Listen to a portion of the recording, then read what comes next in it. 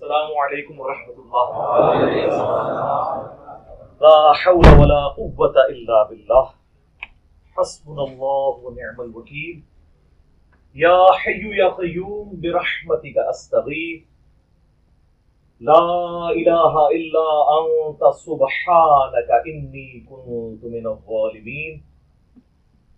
اللہم صلی علی محمد وعلی آل محمد واصحاب محمد اجمعین الی یوم الدین. آمین. صلو علی الحبیب. اللہم صلی علی محمد وعلی آل محمد. آج اب باقاعدہ آپ کے سوال جواب والا سلسلہ شروع کرتے ہیں. قابیل نے جو حابیل کو قتل کیا، یہ بات سننے میں آئی ہے کہ رہتی دنیا میں جو بھی قتل ہوگا اس کا گناہ قابیل کے ہوگا. کیا یہ درست ہے؟ اچھا، اور وہ آگے کہتے ہیں جی یہ تو چونکہ اس نے پہلی سنت جاری کی تھی تو اعتراض لوگ کرتے ہیں کہ اس نے ترغیب تو نہیں دلائی باقی قتل کی.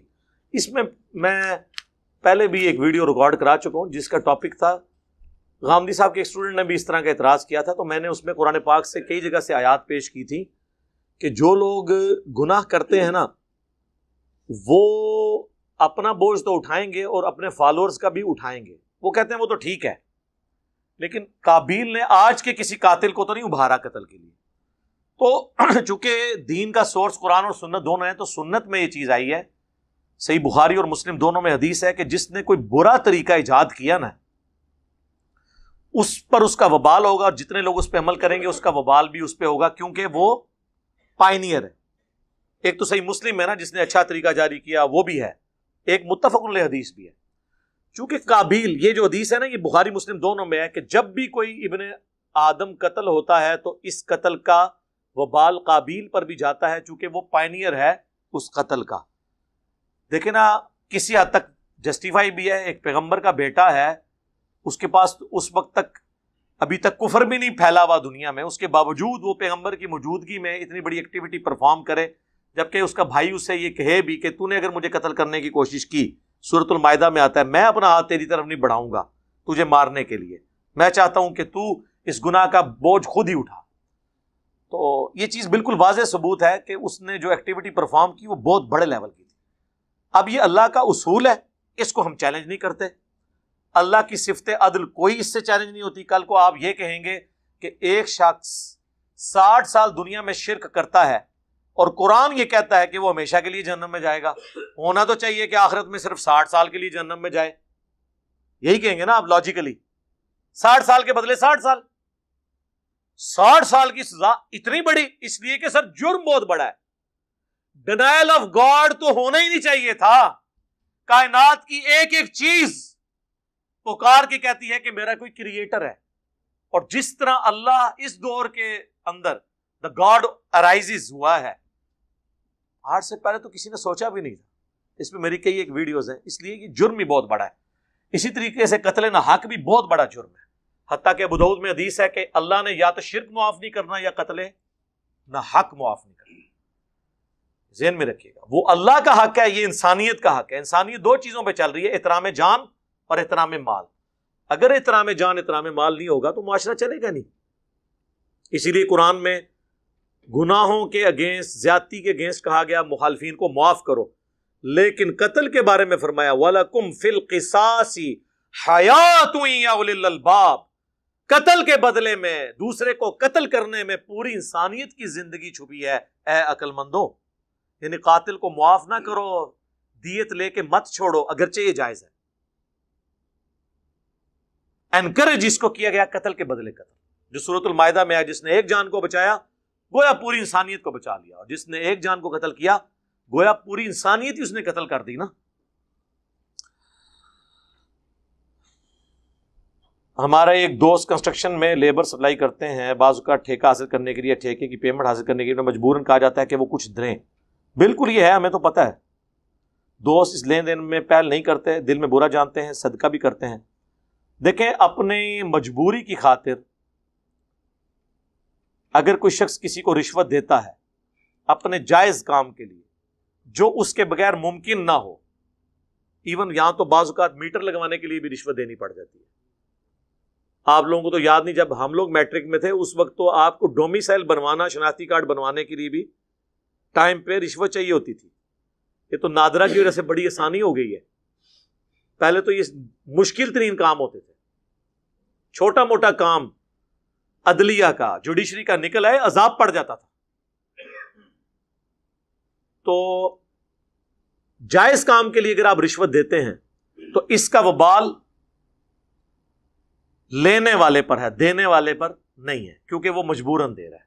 لیکن اس کو اپنے دل میں اسے برا سمجھنا ہے. جو صحیح مسلم کی حدیث ہے, برائی ہو سکے تو ہاتھ سے روکو, ہاتھ سے نہیں تو زبان سے. اگر زبان سے بھی نہیں روک سکتے, کم از کم دل میں برا جانو. لیکن ذالک اضعف الایمان, یہ سب سے کمزور درجہ ہے. لیکن یہ تو اس صورت میں ہے نا کہ جب آپ اس کے بغیر کام چلا سکتے ہو. لیکن جہاں پہ کام آپ چلا ہی نہیں سکتے, آپ کی بیسک نیڈ ہے گھر میں میٹر لگوانا, یا کوئی کنسٹرکشن کا ٹھیکیدار ہے, وہاں پہ وہ جو گورنمنٹ کے بل کلیئر کروانے کے بعد ظاہر ہے اس بندے نے اتنی اپنی انویسٹمنٹ کیا, اب اس نے بل تو واپس لینے ہیں, تو وہ جو بل کلیئر کروانے والے ہیں وہ یہ سب کچھ کرتے ہیں. اور یہ گورنمنٹ کے سارے اداروں میں ہوتا ہے. ایون فوج جو کہ اتنا آرگنائز ادارہ ہے, اس کے اندر بھی ہمارے کئی جاننے والے ہیں جو بتاتے ہیں ہمارے بل ادھر بھی اسی طریقے سے کلیئر ہوتے ہیں. تو باقی اداروں کو تو آپ چھوڑ دیں, اللہ ان کو ہدایت دے.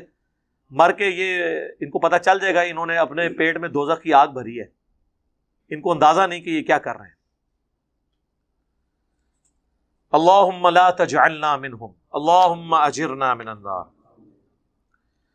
حنفی حضرات کا کہنا ہے کہ وضو کے بعد جسم سے پانی کے قطرے اگر مسجد میں گر جائیں تو گناہ ہوتا ہے. بالکل جھوٹی بات ہے جی, کوئی گناہ نہیں ہوتا. اور وہ جو گناہ کا دھلنا ہے نا, بخاری مسلم میں جو آیا ہے کہ چہرے کے گناہ دھل جاتے ہیں چہرہ دھونے سے, یہ ٹینجیبل نہیں ہے, یہ روحانی مسئلہ ہے. اب جب وہ شخص بے وضو ہوتا ہے, کیا وہ پلید ہوتا ہے؟ نہیں. لیکن نماز پڑھنے کے اعتبار سے وہ ناپاک ہے جب تک وضو کر نہ لے. ویسے وہ پاک ہے, اور ویسے تو جنبی بھی پاک ہے. بخاری مسلم دونوں میں حدیث ہے, حضرت ابو ہریرہ کہتے ہیں کہ میں ایک دفعہ گھر سے نکلا, نبی علیہ السلام بھی گزر رہے تھے, میں آپ کے ساتھ ہو گیا, آپ مجھ سے گفتگو فرمانا شروع ہو گئے.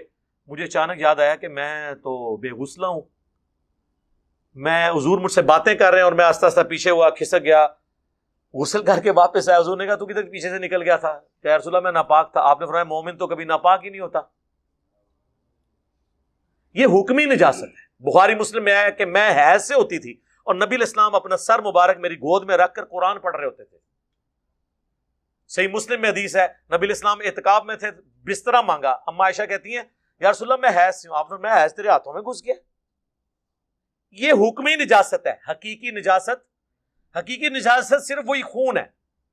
اور وضو والا معاملہ تو وہاں تو ہے ہی ساری کی ساری حکمی نجاست ہے. لہذا یہ جو وضو کا پانی ٹپک رہا ہوتا ہے یہ ناپاک نہیں ہوتا, اور نہ اس میں گناہ دھلتے ہوئے کسی کو نظر آتے ہیں, جو حضرت تقی عثمانی صاحب نے فرمایا تھا, جن کے میں ٹخنوں کے بھی برابر نہیں ہوں. کہانیاں صحابہ کرام کو عذاب قبر نہ نظر آئے. بخاری مسلم میں نبی علیہ السلام جس راستے سے گزرے اور آپ کو دکھا دیا گیا. اور مسلم کے الفاظ ہیں, میں نے خواہش کی کہ میں اللہ سے دعا کروں تمہیں بھی دکھا دے, پھر مجھے خدشہ ہوا کہ تم اپنے مردوں کو دفنانا چھوڑ دو گے.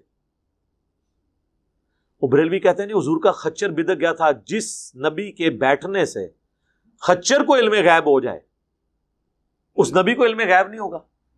جی نبی کو علم غیب ہے جب اللہ بتاتا ہے. خچر کو اس لیے ہوا کہ خچر کے بارے میں صحیح بخاری میں حدیث ہے کہ عذاب قبر کو جنوں انس کے علاوہ, انسانوں اور جنوں کے علاوہ ہر مخلوق سنتی ہے. اگر یہ سنے تو بے ہوش ہو جائیں. تو اگر آپ نے اپنے بزرگوں کو عذاب قبر دکھانا ہے تو انہیں کیا بنانا پڑے گا؟ جانور. دو چار والی بات ہے. اور اگلی بات, جانور تو عذاب قبر دیکھ لیں, بزرگ نہ دیکھیں, تو افضل کون ہوا؟ جانور. پورا ٹوٹل دین ہوتا جی. ہاں انگریز دا کیمرہ دوروں ویک سکتا ہے, ولی نہیں ویک سکتا. اور چھڑ دو کیمرے نو, تسی تے انگریز تو افضل ہو نا. کیمرہ بڑھا کیوں نہیں لیا کسی بزرگ نے؟ ہاں بڑھا کے دسو. تسی چڑی تو افضل ہو نا, چڑیا اڑتی ہے تو بزرگوں کے مرید کیوں نہیں اڑتے؟ تو اس سے پھر یہ ثابت ہوا کہ بزرگوں کے سارے مرید چڑیا سے بھی گئے گزرے ہیں. چلو چڑیا تو معصوم جانور ہے, میں نام لیتا ہوں گدھ. گدھ اڑ لیتی ہے, کوا اڑ لیتا ہے, حرام جانوروں کے نام دو نا. چیل اڑ لیتی ہے اور بزرگوں کے مریدین نہیں اڑتے, تو پھر افضل کون ہوا؟ چیلیں، کوے، گدھاں. تہاڈی سوچ، آپ ہی اپنے دماغ کا علاج کراؤ. او بھائی اللہ نے ان کو استطاعت دی ہے، انسان کو نہیں دی ہے. اس طرح افضلیت غیر افضلیت نہیں. انسان کی افضلیت اللہ کی شناخت، عقل، علم ہے. جو اللہ کے غضب سے آپ میں کمی ہے جس کی، اس طرح نہیں اینالوجیز بنتی. اپنی عقل کو استعمال کیا کریں. تو لہٰذا یہ وضو کا پانی مسجد میں گرنے سے، اور یہ جو لوگ وضو کا پانی اگر اپنے کپڑوں پہ بھی گر رہا ہے تو ناپاک نہیں ہے یار، وہ حکمی نجاست ہے. ورنہ تو جو شخص ہوا نکلنے سے جس کا وضو ٹوٹے تو اس کے اوپر تو استنجا کرنا بھی واجب ہو جائے، جس طرح کئی لوگ سمجھتے ہیں اور کرتے بھی ہیں. ان کو میں پھکی دیتا ہوں کہ اگر ہوا نکلنے سے یہ استنجا آپ پہ ضروری ہو گیا ہے، پھر تو آپ کسی بدبودار ڈھیر سے بھی گزرے تو آپ پہ تو غسل فرض ہو جائے گا. پورے جسم میں وہ آگے وہ اس طریقے سے ہوتا ہے یار خدا کے لیے.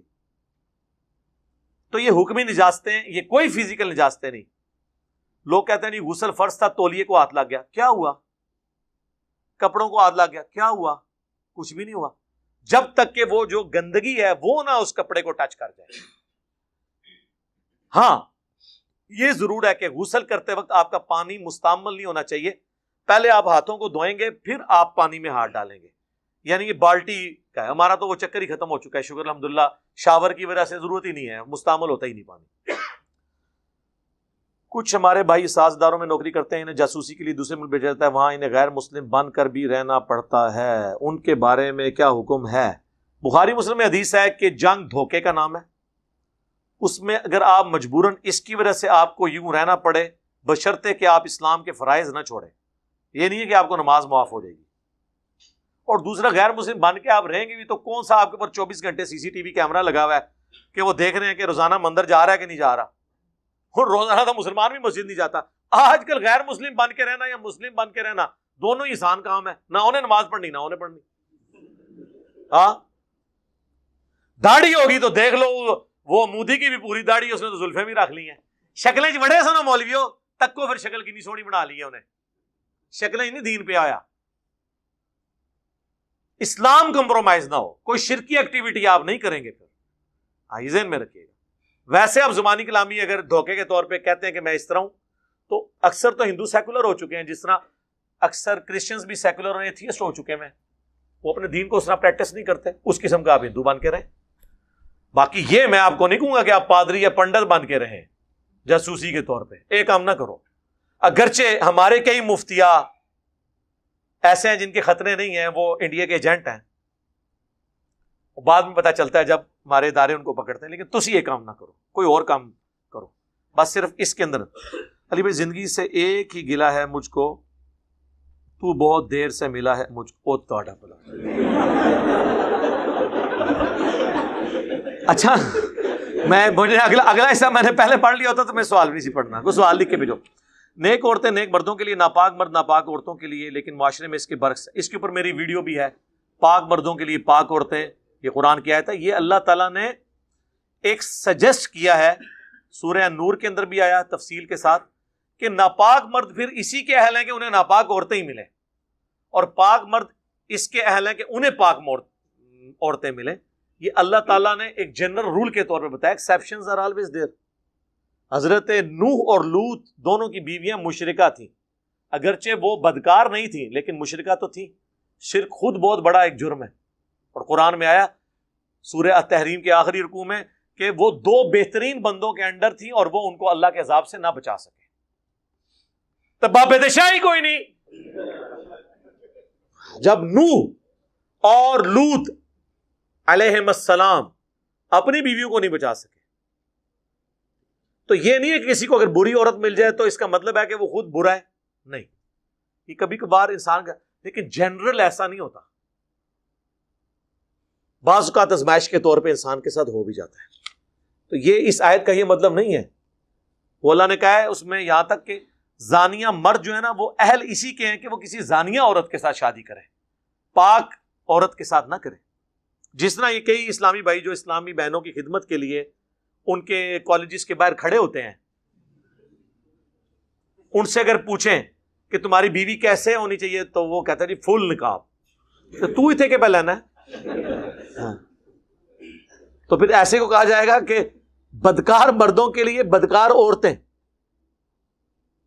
دیکھ لیں انسان کے اندر یہ، میں نے کتنے کلین شیو لوگ دیکھے ہیں، ان کی بیویاں پورا پورا حجاب کرتی ہیں اور ان کے کہنے پہ کر رہی ہوتی ہیں.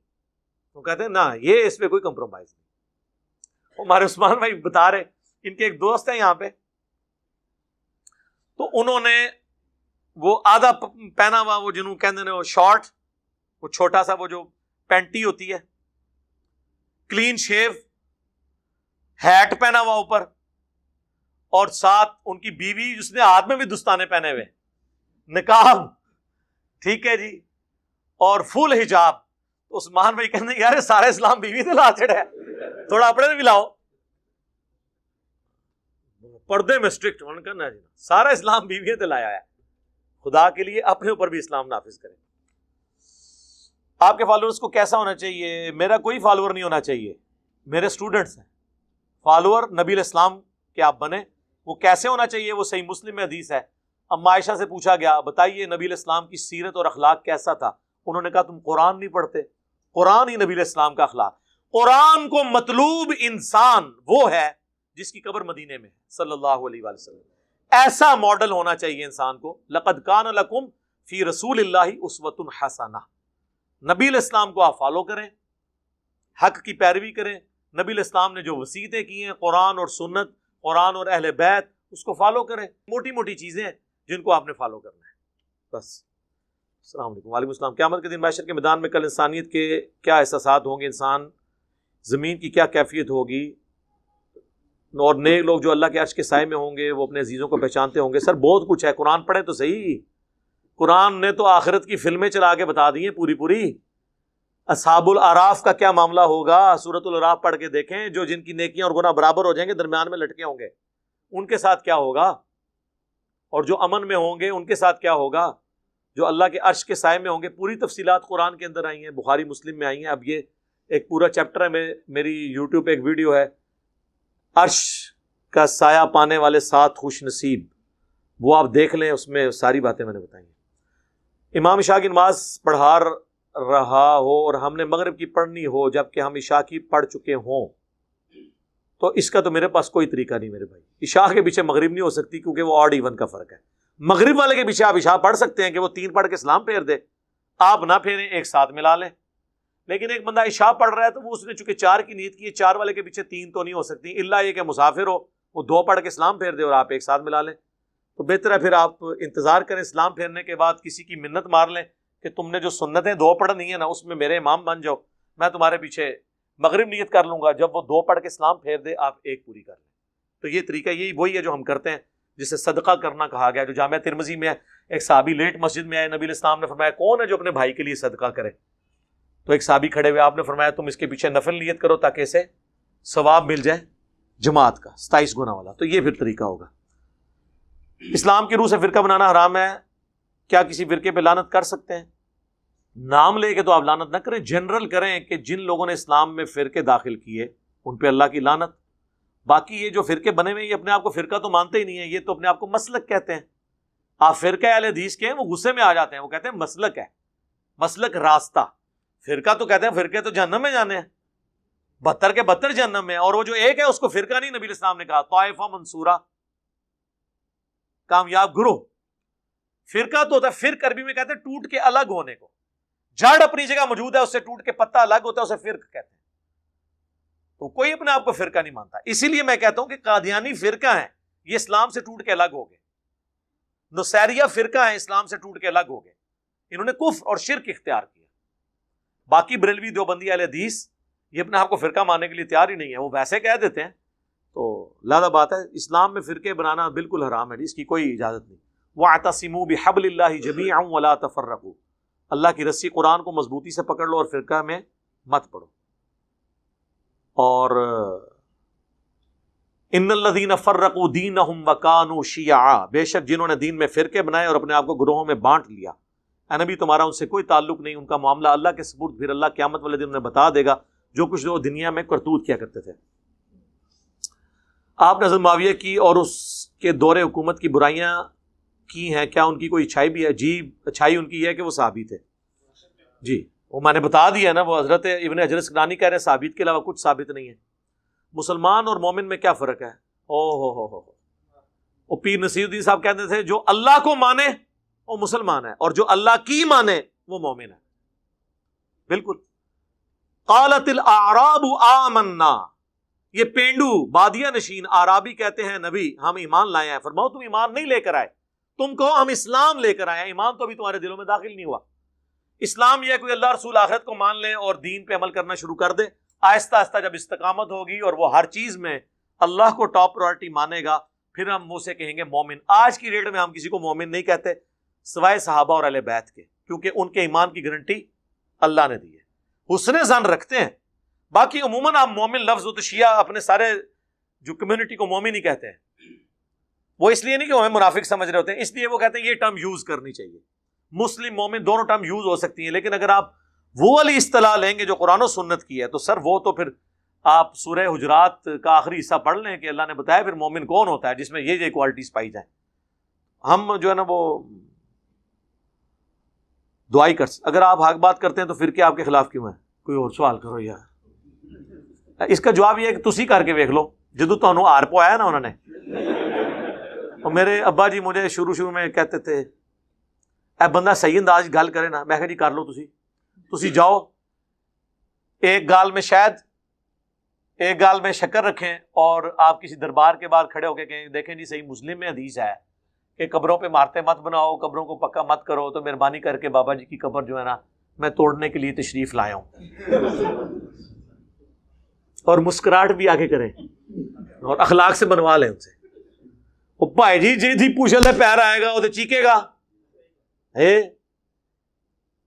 اور یار حضرت نوح علیہ السلام کے اجتماع میں 78 بندے تھے، رائے ونڈ میں 18 لاکھ ہیں، تو فرق تو ہے نا۔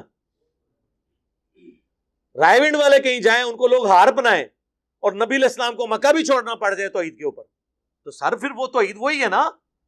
ہاں سمجھو، آپ صلی اللہ علیہ وسلم کی مہر نبوت والی انگوٹھی میں کوئی غیبی معجزہ تھا؟ غیبی معجزہ تو کوئی نہیں تھا، نبی علیہ السلام تو انگوٹھی کے حامی بھی نہیں تھے۔ بخاری مسلم میں آتا ہے کہ صحابہ کرام نے کہا یا رسول اللہ یہ جو آپ لیٹرز لکھ رہے ہیں نا غیر مسلموں کو، وہ بغیر مہر کے نا اس کو اتھینٹک نہیں مانتے، تو پھر آپ نے مجبوراً ایک مہر بنوائی جس کا نقش آپ کو نظر آتا ہے، اور آپ اللہ از دا ٹاپ پرائورٹی دیکھیں، نبی علیہ السلام نے اس پہ لکھا ہے محمد رسول اللہ، محمد نیچے لکھا ہے، رسول اوپر، اور اللہ سب سے اوپر لکھا ہوا ہے۔ پرائورٹی دیکھیے،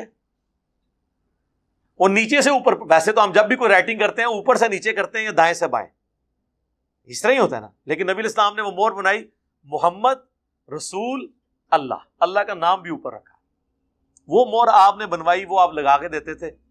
باقی ایک غیبی معجزہ تو ظاہر ہوا ہے، وہ صحیح بخاری میں ہے کہ حضرت عثمان غنی ایک دفعہ وہ کنویں کے کنارے بیٹھے ہوئے تھے، وہ اسی انگوٹھی کو یوں ایسے بندہ کھیل رہا ہوتا ہے، وہ ان کے ہاتھ سے چھوٹ گئی، بس اس کے بعد پھر وہ خلافت راشدہ کا ڈاؤن فال شروع ہو گیا۔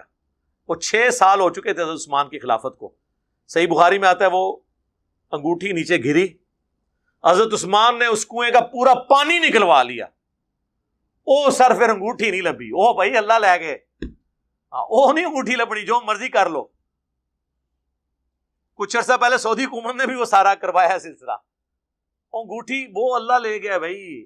جس طرح بخاری مسلم میں آتا ہے صلح حدیبیہ کا درخت، صحابہ کرام کہتے ہیں ہم اگلی دفعہ آئے ہم بھول ہی گئے وہ درخت کدھر گیا ہے، وہ جو اہل حدیث کہتے ہیں حضرت عمر نے کٹوا دیا تھا، توبہ توبہ، جھوٹ بولتے ہیں، حضرت عمر یہ کام کر سکتے تھے، بخاری مسلم میں موجود ہے، وہ اللہ نے غائب کر دیا۔ جس درخت کا ذکر قرآن میں تھا کہ جو اس درخت کے نیچے نبی کے ہاتھوں پہ بیعت کر رہے ہیں، اللہ کا ہاتھ ان کے ہاتھ پہ ہے، سر وہ کوئی درخت عام درخت تو نہیں تھا۔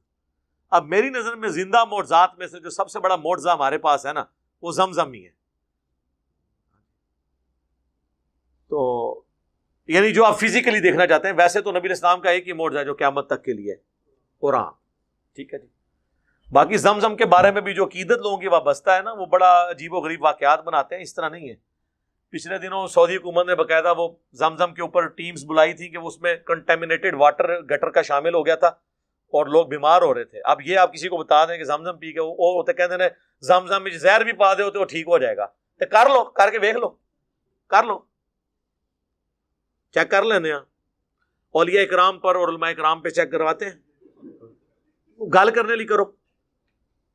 وہ زمزم مکے میں تو پانی زمزم تھا, وہاں تو لوگ ٹوائلٹ بھی اسی پانی کو لے کے جاتے تھے. یہاں کسی کو کہ میں نے زمزم سے استنجا کیا ہے,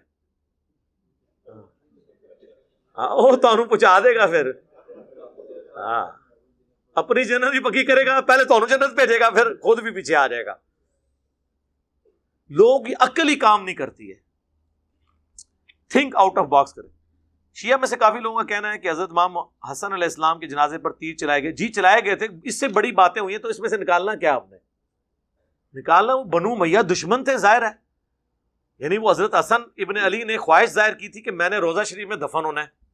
اما عائشہ نے اجازت بھی دے دی,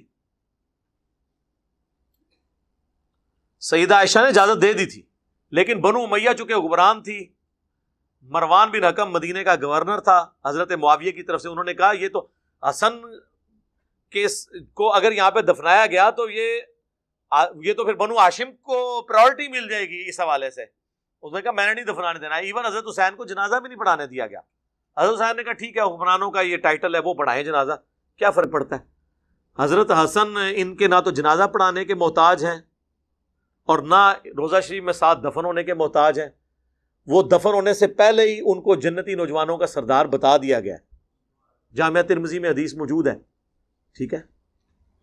اور ان سے جو صحابہ کی عقیدت تھی, صحیح بخاری میں ہے کہ ایک دفعہ حضرت حسن بچپن میں حضرت علی کی طرف, یعنی وہ کھیل رہے تھے, تو حضرت ابو بکر نے ان کو اٹھایا اور کہا اللہ کی قسم تم علی کے ہم شکل نہیں ہو, رسول اللہ کے ہم شکل ہو. ہاں جی. لیکن یہ دیکھ لیں, یہی حسن جب فوت ہوتا ہے, اور امیر شام کیا کہتے ہیں,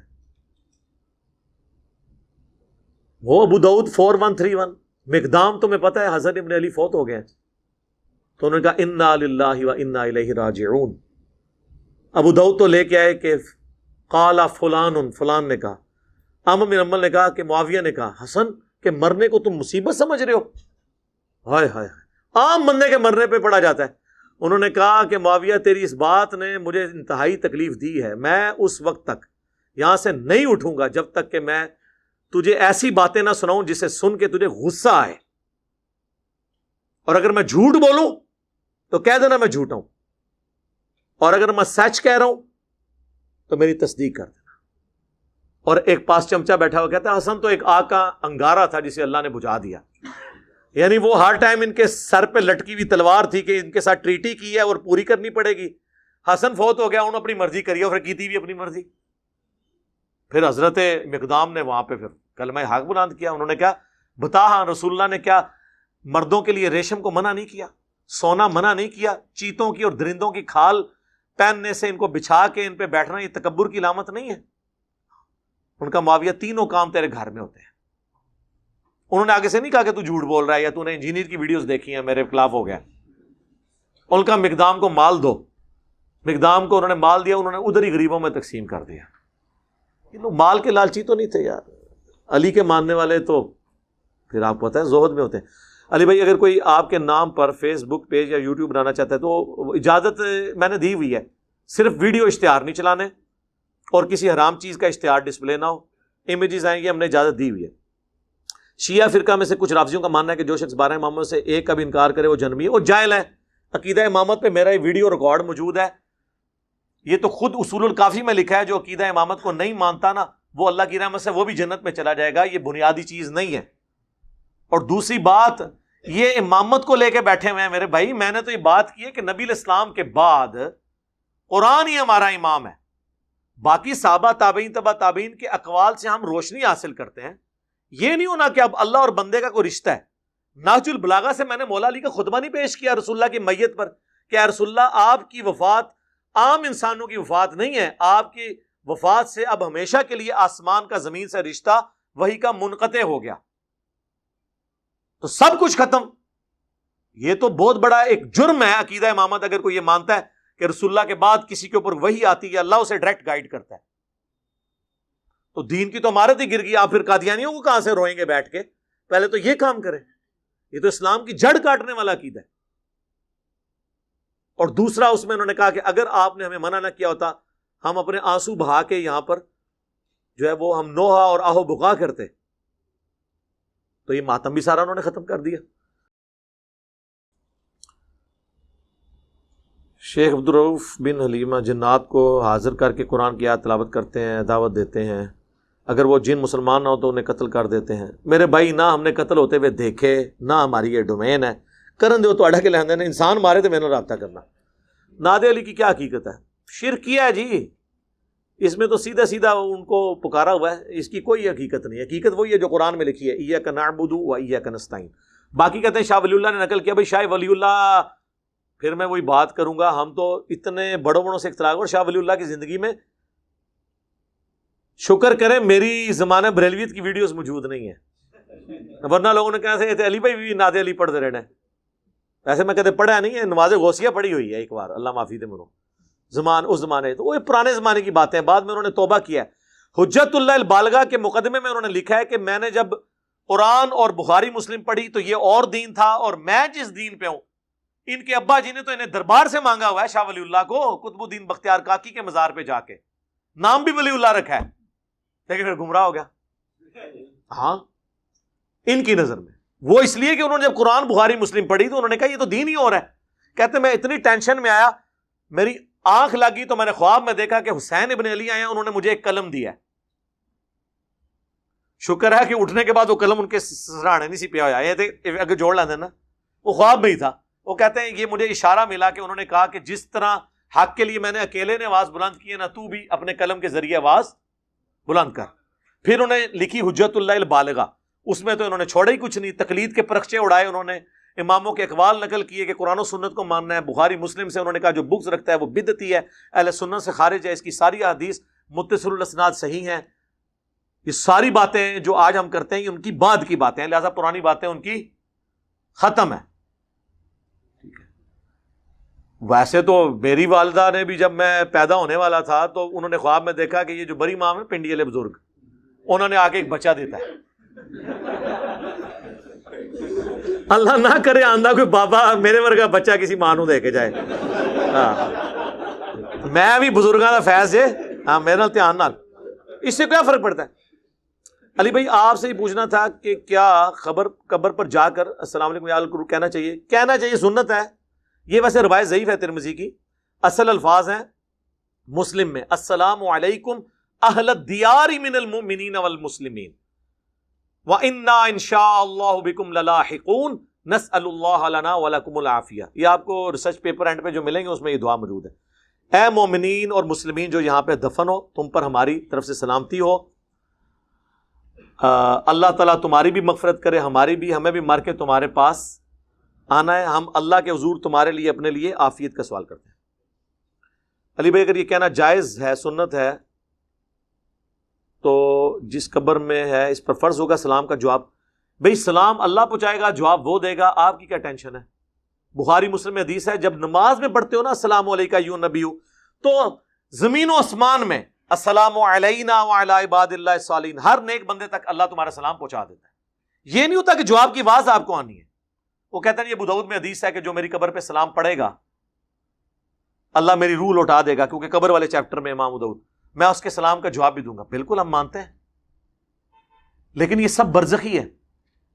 روح کا لوٹنا برزخی ہے, وہ والا لوٹنا نہیں ہے جو آپ دنیاوی طور پہ نکلنا اور لوٹنا مانتے ہیں. جی جواب دیتے ہیں, سنتے ہیں, جی اس میں سننے کا نہیں لکھا. قبر پہ جو سلام پڑھتا ہے اس کو حضور خود جواب دیتے ہیں. یہاں سے جو پڑھتا ہے وہ فرشتے پہنچاتے ہیں. وہ سن نسائی میں حدیث ہے, زمین میں فرشتے سیاحت کرتے ہیں, میرے امتیوں کا سلام میرے تک پہنچاتے ہیں. اچھا جی حضور جب سلام دیتے ہیں تو مطلب ہے انہوں نے سن لیا ہے. اگر یہ مطلب ہے تو جب آپ قبر پہ سلام عرض کرتے ہیں تو آپ کو جواب کی آواز بھی آنی چاہیے. کہتے نہیں وہ تو نہیں آتی, تو ہمارے جانے کی بھی آواز حضور کو نہیں جاتی, اللہ پہنچاتا ہے. یہ ایک ڈپارٹمنٹ یہ الگ ہے, یہ برزخ کا معاملہ ہے. وَمِن وَرَائِهِمْ بَرْزَخٌ إِلَى يَوْمِ يُبْعَثُونَ, جو سورۃ المومنون میں آیا. مرنے سے لے کر قیامت تک برزخ ہے, بیریئر ہے. ٹھیک ہے, اس کو آپ دنیا کی اس معاملات میں قیاس نہ کریں. علی بھائی آپ نے نماز کا طریقہ اور ویڈیو دیکھی جس میں آپ نے سجدے کے درمیان اپنے ہاتھوں کو کانوں تک اٹھائے ہیں, جبکہ بخاری شریف میں یہ میں نے اس میں ہی بتایا میرے بھائی, دونوں طرح موجود ہے. کندھے کی سیدھ میں بھی رکھ سکتے ہیں, کانوں کی سیدھ میں بھی رکھ سکتے ہیں, انگلیاں جوڑ کے بھی رکھ سکتے ہیں, کچھ تابعین سے ثابت ہے، نارمل بھی رکھ سکتے ہیں، یہ میں نے اس کی پوری تمہید میں بتایا، ٹھیک ہے، لہذا اس میں کوئی مسئلہ نہیں ہے۔ رہ گیا اور رفع الیدین کرنا، اور یہ کہہ رہے ہیں کہ بخاری میں کہ عبداللہ بن عمر کہتے ہیں کہ نبی علیہ السلام سجدوں کے درمیان نہیں اٹھاتے تھے، بالکل آپ کا عمومی عمل یہی تھا کہ آپ سجدوں کے درمیان نہیں اٹھاتے تھے، لیکن میں نے بتایا کہ انس ابن مالک 2 سجدوں کے درمیان رفع الیدین کرتے تھے۔ امام بخاری نے جز رفع الیدین اپنی کتاب میں نقل کیا ہے، جس کی وجہ سے ہم 2 سجدوں کے درمیان رفع الیدین کو جائز سمجھتے ہیں۔ جب کوئی صحابی کہے نا کہ یہ نبی علیہ السلام یہ عمل نہیں کرتے تھے، تو اس سے مراد یہ ہوتا ہے کہ عموماً یہ نہیں کرتے تھے، عین ممکن ہے کہ بعض اوقات وہ عمل اس طریقے سے کرتے ہوں، ہاں اگر کہیں اور رپورٹ نہ ہو پھر آپ کیٹاگوریکل، جس طرح نبی علیہ السلام کا عمومی عمل آہستہ آواز میں جنازہ ہے، لیکن صحیح بخاری میں عبداللہ ابن عباس نے بلند آواز سے سورہ فاتحہ پڑھی جنازے میں اور کہا کہ میں بتانا چاہتا ہوں کہ یہ بھی سنت ہے، تو دونوں طریقے سنت ہے، ہاتھ چھوڑ کے بھی نماز سنت، ہاتھ باندھ کے بھی، لیکن بیسک سٹرکچر نماز کی پوری دنیا میں آج بھی ایک ہے۔ دنیا کا ہر مسلمان، حنفی، شافعی، مالکی، حنبلی، اثنا عشری، زیدیہ، کوئی بھی ہو، قیام کرتے ہیں، قیام میں سورہ فاتحہ اور سورت ملاتے ہیں یا کوئی حصہ قرآن کا، اس کے بعد رکوع کرتے ہیں، رکوع کے بعد سیدھا کھڑے ہوتے ہیں، ہر رکعت میں 2 سجدے کرتے ہیں، 2 سجدوں کے درمیان بیٹھتے ہیں، ہر 2 رکعتوں کے بعد بیٹھتے ہیں، اور ہر 4 رکعت کے بعد نماز کو مکمل کرتے ہیں۔ وہ چاہے ایسے کر کے کریں، ایسے کر کے کریں، وہ خروج بالسنعی ہی ہے، نماز سے الگ ہونا۔ بیسک سٹرکچر ایک ہے، اسی وجہ سے آپ ایک دوسرے کے پیچھے نماز پڑھ سکتے ہیں، ورنہ اگر حنفیوں کے رکوع کا وقت آئے اور اس وقت شوافے کے سجدے کا وقت آ جائے تو ایک دوسرے کے پیچھے نماز ہی نہ پڑھ سکیں، شیعہ کے سجدے کا وقت آئے اور ہمارے رکوع کا وقت آ جائے تو ہم ایک دوسرے کے پیچھے نماز نہیں پڑھ سکتے۔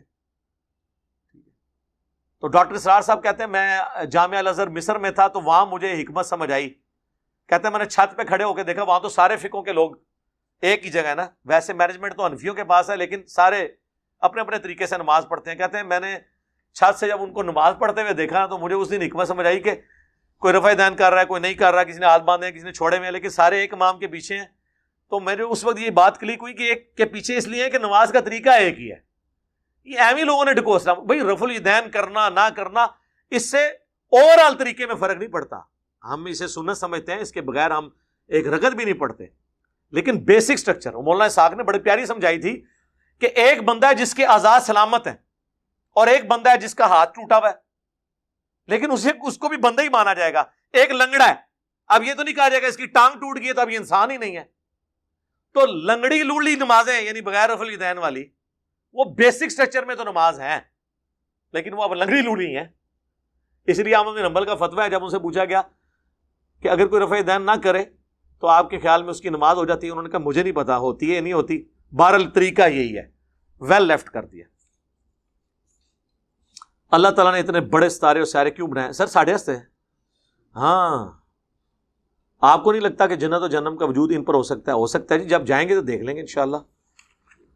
ایک شخص کی 2 بیویاں ہیں، ایک کماتی ہے دوسری گھارداری کرتی ہے، کیا شوہر جو بیوی کماتی ہے اسے بھی نان و نفقہ دینے بالکل پابند ہے اور وہ آپ کو 1 روپیہ دینے کی پابند نہیں ہے، ذہن میں رکھیں، اور وہ آپ پہ صدقہ اور خیرات بھی کر سکتی ہے۔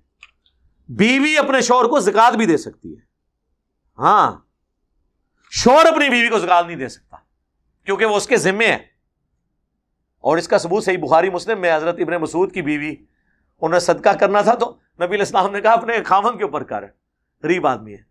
تو ماشاءاللہ جی اس طرح کی اگر کسی کی بیوی ہے گھر کر رہی ہے، وہ نوکری کر رہی ہے تو آپ اس کو اپنا ضرور دیں، باقی وہ اگر نہیں لینا چاہتی اپنی مرضی سے تو کوئی مسئلہ نہیں، وہ چھوڑ دیں۔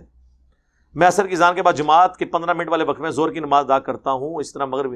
کیوں جی تسی آرمی چیف ہو ہاں یا پرائم منسٹر ہو کہ تہاڈی اتنی مصروفیات نے؟ میرے بھائی یہ تو جواد نقوی صاحب کا کلپ آ گیا کہ یہ صرف اجازت تھی کہ آپ نے اس طرح کرنا ہے۔ 5 وقت میں الگ الگ نماز پڑھنا یہ نبی علیہ السلام کا عمومی عمل ہے، ہم نے تو صرف کچھ جواز کی حد تک بیان کیا ہے، اور اس میں بھی اگر آخری وقت میں ظہر اول وقت میں عصر پڑھ لیں پریفریبل ہے، لیکن جب آپ مسجد کے ساتھ اپنا تعلق رکھے ہوئے ہیں تو پھر ظاہر مسجد میں تو اپنے افضل ٹائموں میں ہی نماز ہونی ہے نا۔ ہاں کوئی مجبور ہے، کسی کو سیکیورٹی تھریٹ ہے، کسی کی نوکری باہر کے ملکوں میں ایسی ہے کہ اسے ٹائم ہی بڑا تھوڑا ملتا ہے، اس کے لیے ٹھیک ہے پڑھے، روزانہ پڑھے، کوئی مسئلہ نہیں۔ کیا قادیانیوں کو پہچاننے کا طریقہ کیا ہو سکتا ہے؟ راہ چلے اگر کوئی ہمیں تبلیغ کر رہا ہو لیکن ہو سکتا ہے وہ قادیانی ہو، اور میرے بھائی قادیانی چھوڑ کے وہ ہندو سکھ عیسائی بھی ہو، تبلیغ کیا وہ کیا کر رہا ہے؟ اگر وہ آپ کو یہ کہہ رہا ہے دودھ میں پانی نہ ملاؤ، جھوٹ نہ بولو، اللہ کے سوا کسی اور کو مشکل کشائی کے لیے نہ پکارو، تو کوئی بھی بات کر رہا ہے۔ وہ تو شیطان نے بھی انسانی شکل میں آ کے آیت الکرسی کا وظیفہ دیا تھا، نبی علیہ السلام نے اسے بھی انڈورس کر دیا۔ اس چکر میں نہ پڑیں، جو بات ہے اس کی سن لیں اور خود تحقیق کریں، جو بات ہے اس پہ عمل کریں۔ اس کے اوپر آپ قدغن کیسے لگا سکتے ہیں؟ ہمیں کیا پتہ، میرے پاس تو کوئی طریقہ نہیں۔ کیا قوم عاد کے لوگ واقعی ہی دراز قد تھے؟ اگر ایسا ہے تو سائنسدانوں کو ان کے ڈھانچے کیوں؟ اس پہ میں نے ڈسکشن کی ہے ایک دو ویڈیوز کے اندر۔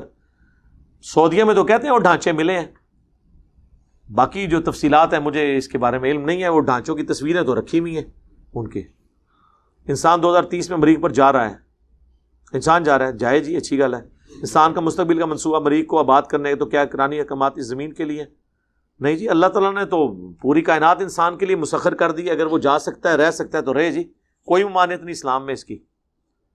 ہاں ایک مسئلہ ہوگا کہ نماز کے لیے وہ منہ کدھر کرے گا، اب امام حنیفہ کو تو نہیں پتا، میں آپ کو بتا دیتا ہوں۔ چاند سے زمین اسی طرح نظر آتی ہے جس طرح زمین سے چاند، صرف سائز بڑا ہے۔ چاند پہ کوئی کھڑا ہو نا تو اسے زمین اسی طرح دور اوپر نظر آئے گی، صرف سائز بڑا نظر آئے گا۔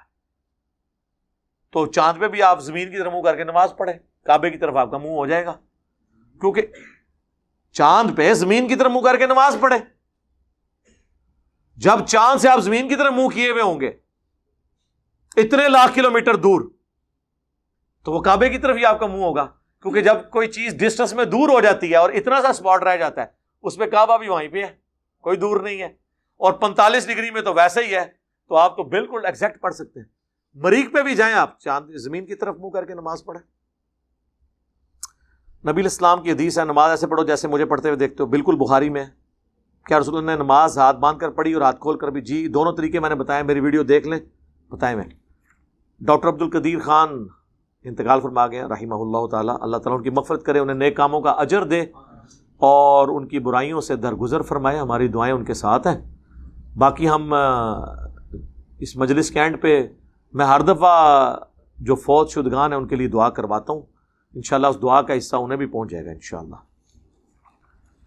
باقی ڈاکٹر عبد القدیر صاحب کے حوالے سے، چونکہ وہ ایک سینسٹیو ادارے سے تعلق رکھتے تھے، میں نے یہ سارے ادارے وزٹ بھی کیے ہوئے ہیں، میں بالکل، چونکہ میرا بھی تعلق رہا ہے۔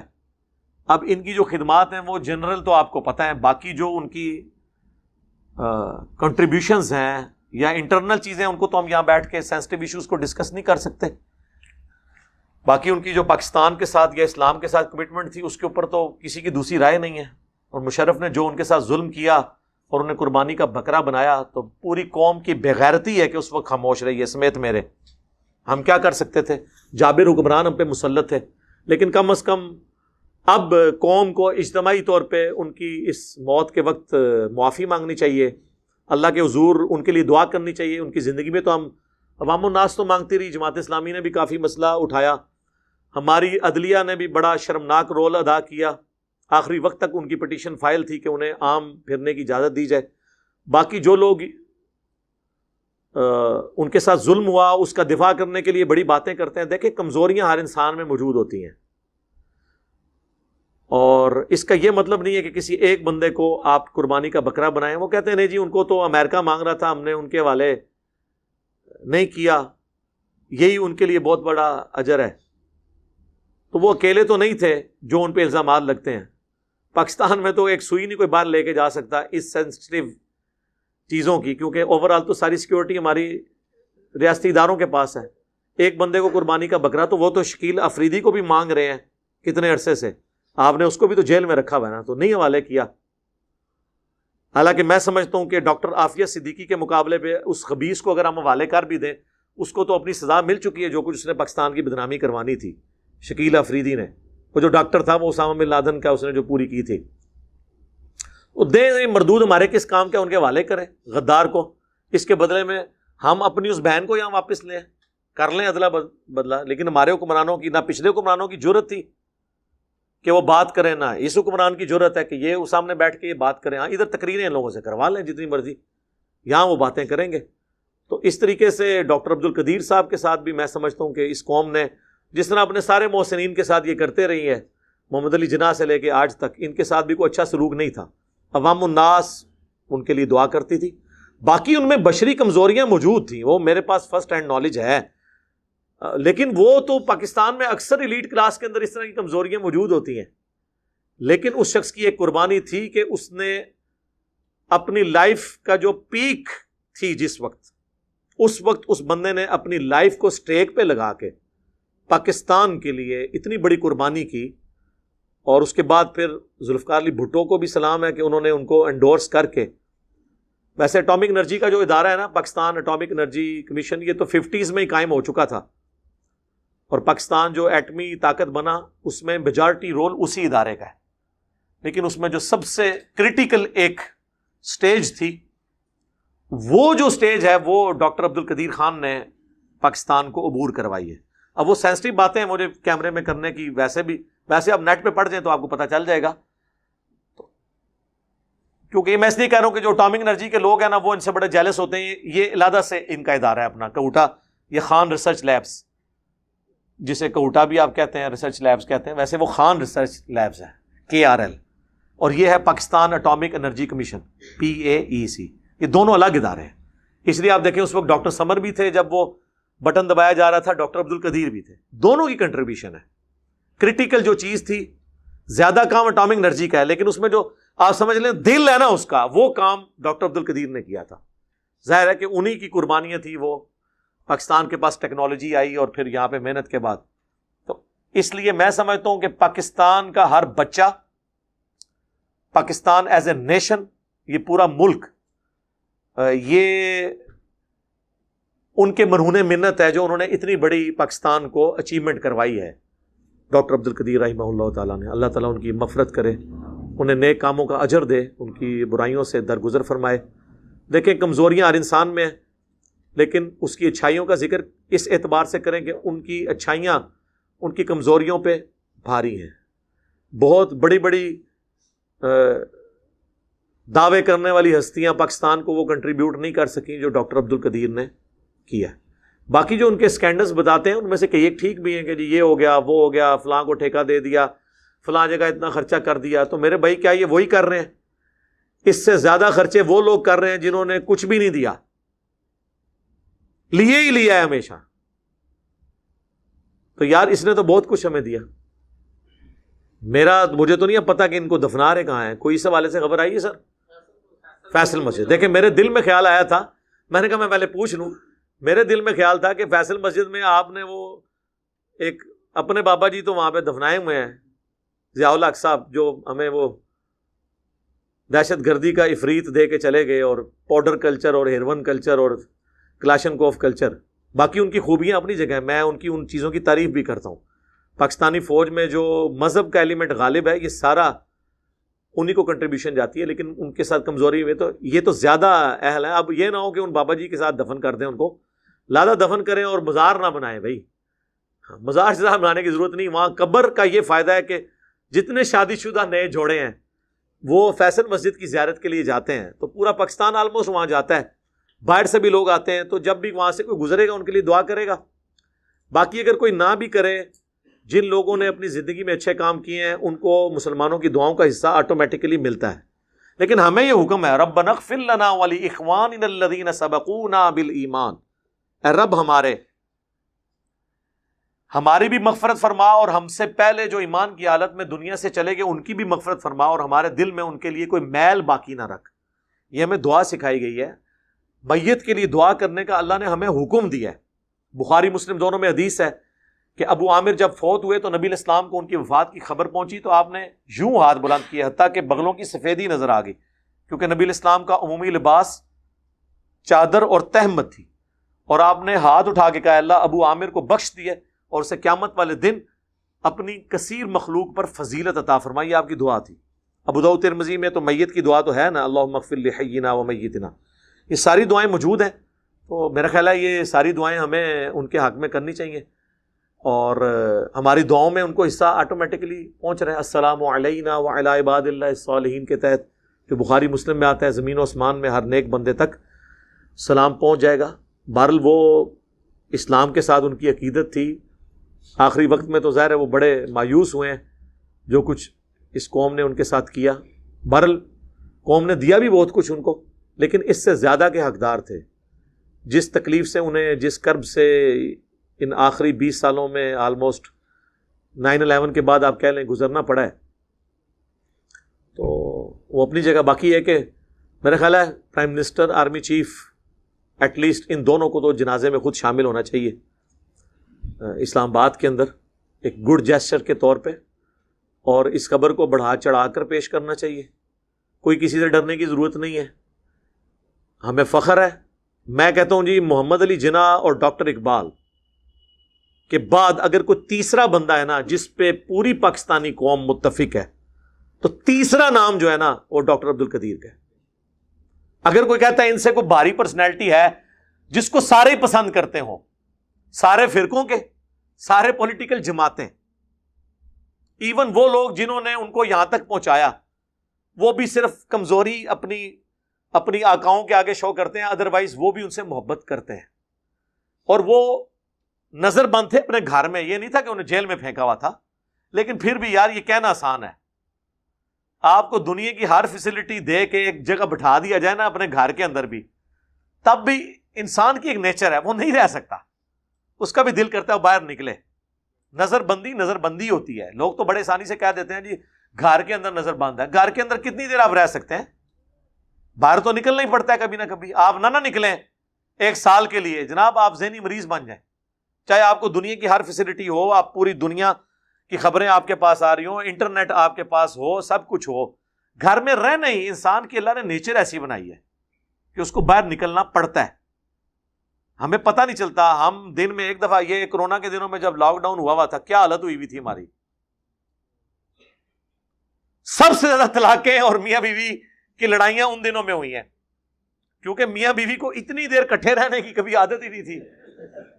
اور اس سے بڑی بات جو بچے کرتے ہیں میاں بیوی کے ساتھ, بچے تو آپ کو پتا ہے ان کی تو بیٹریاں ڈسچارج ہی نہیں ہوتی. یہ تو میں تو کہتا ہوں اسکول والے بچوں کو پڑھائے نا, صرف جو 6-7 گھنٹے اسکول میں رکھ لیتے ہیں نا, اس کی بھی فیس لے لینا نا, تو ان کی مہربانی ہے. میرا تو اپنا تجربہ یہ ہے, باقی لوگوں کا نہیں پتا. مجھے تو اب اسکولوں کی اتنی قدر آئی ہے. اور آپ کے لیے خوشخبری ہے, یہ پرائم منسٹر صاحب کی طرف سے, گورنمنٹ کی طرف سے اناؤنسمنٹ ہو چکی ہے, اس منڈے سے ریگولر کلاسیں شروع ہو رہی ہیں. اور آپ کو پتہ نہیں ہے اس کے جو برے اثرات ہوئے ہیں ایز اے نیشن ہمارے اوپر, ہمارے بچوں کے اوپر, اور کتنے لوگوں کا روزگار فارغ ہو گیا, کتنے ٹیچرز فارغ ہوئے ہیں. اور یہ جو گاڑیوں کے وینوں والا چکر تھا وہ تو بیچارے بے روزگار ہو گئے. ہفتے میں جب 2 دن اسکول جانا ہے تو لوگ پھر اپنے خود ہی موٹر بائک پہ جا کے چھوڑ آتے ہیں کہ یار ہم ان کو اب فیس دیں گے. اور وہ بھی آلٹرنیٹو ڈیز کی وجہ سے. گاڑی والے تو بیچارے کہتے تھے ہم پورے پیسے لیں گے کیونکہ ہمیں تو روزانہ اسکول جانا پڑتا ہے. آپ کہتے ہیں 2 دن, وہ تو اگلے 2 دن وہ دوسرے بچوں کو لے کے جا رہے ہوتے ہیں, ان کا تو روزانہ چکر لگتا ہے. ان کی روزگار فارغ ہوئی. اور جب یہ روڈوں پہ لوگ آگے خود چھوڑنے والے, روڈوں پہ ایکسیڈنٹ, ٹریفک بلاک, اور ٹریفک بلاک کے بعد جب بندہ گھر پہنچتا ہے تو جا کے سیدھا بیوی سے لڑتا ہے. یہ نیچرل چیز ہے. مینٹل ماڈلز ہمارے بدل گئے. ہمارے بچوں کی تعلیم کا بیڑا غرق ہو گیا اس کورونا کے اس پورے ایپیسوڈ کی وجہ سے.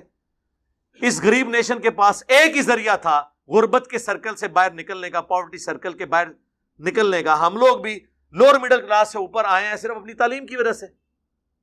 وہ بھی انہوں نے ہم سے چھین لیا اس پورے سسٹم کی وجہ سے, اور ہائپ کریٹ کر کے. اب شکر ہے وہ یہ بتا رہے ہیں ہمارے بلال بھائی, چونکہ اس مہم کا حصہ ہیں گورنمنٹ کی طرف سے, یہ بتا رہے ہیں کہ اب 5 سال تک وہ کہہ رہے ہیں دوبارہ ویکسین کی ضرورت نہیں. 5 سال بعد انہوں نے ویسے ہی بھول جانا ہے. ہاں, کیونکہ اس سے خطرناک انفلوئنزا ہے جسے آپ نزلہ زکام کہتے ہیں, جو ہماری قومی بیماری ہے.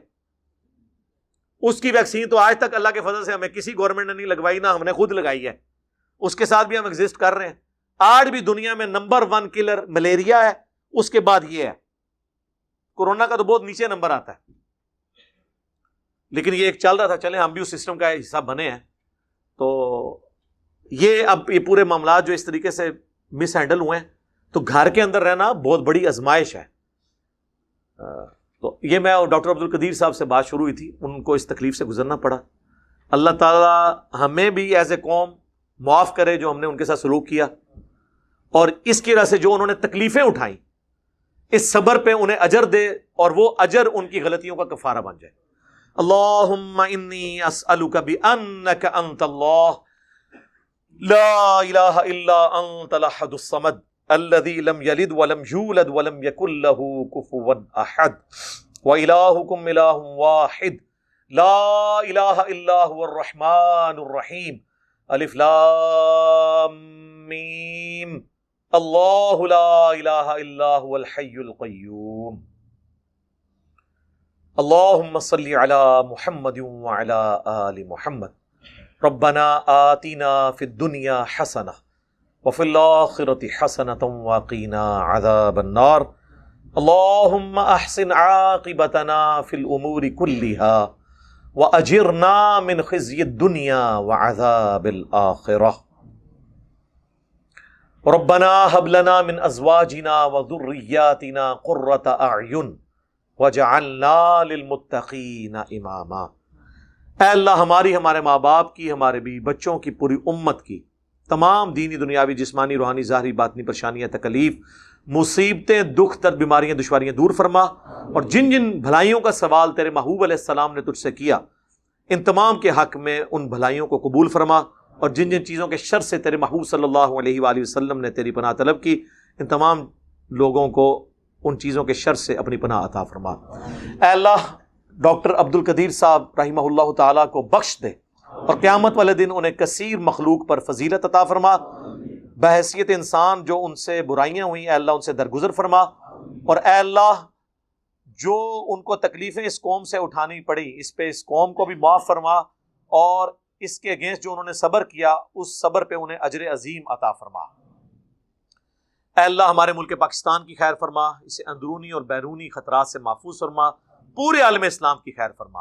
اے اللہ چائنا میں، کشمیر میں، فلسطین میں، افغانستان میں، عراق میں، شام میں جہاں کہیں بھی مسلمان مصیبت پریشانی میں ہیں اے اللہ غیب سے ان کی مدد فرما. حاضرین کے دلوں میں جو جو نیک اور جائز دعائیں ہیں قبول فرما. حاضرین کے جو چھوٹے بڑے رشتہ دار فوت ہو چکے ان کی مغفرت فرما.